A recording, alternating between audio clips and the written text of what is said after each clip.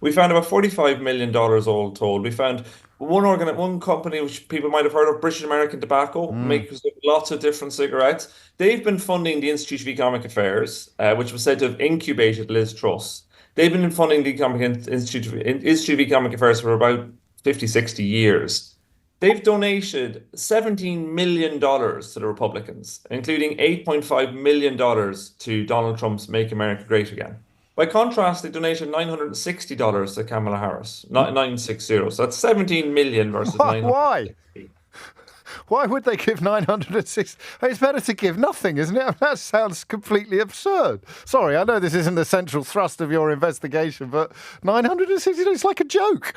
I asked British American Tobacco to comment on this story. They have yet to issue a response. If they do, I'd be very happy to publish it. I look forward to But it. it's very striking. This is a company with a big interest, very interest in specific policies, giving a large amount of money to Donald Trump. Give Similarly, us a reminder of what those policies are. So, in the context of British and American tobacco, it is a fear of legislation that might limit their profitability or curtail their profitability. this is it massively. In America, it's particular issues. Actually, it's quite striking. There's issues around menthol cigarettes, which are very big in America and are seen as very addictive. There's moves to try and clamp down on menthol cigarettes, which is something British American Tobacco opposes.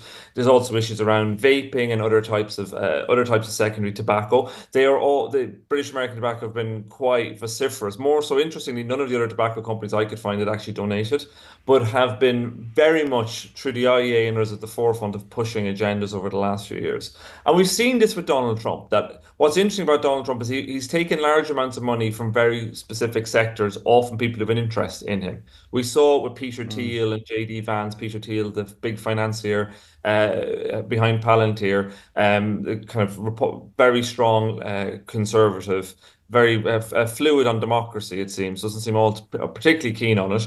But he's been really bankrolling Trump, and it looks like the quid pro quo for that is JD Vance. And so similarly, we're seeing here companies like British American Tobacco. What we also saw fascinatingly is people who have been small donors to Tufton Street, who are big figures on the American right, big funders who have been massively bankrolling the Trump campaign. I think we spoke on this show sometime last year, James, about the National Conservative Conference, if you remember that. Yes, I do.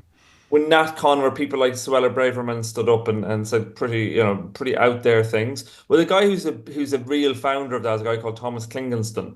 And he has donated about $10 million to Donald Trump in the last couple of years.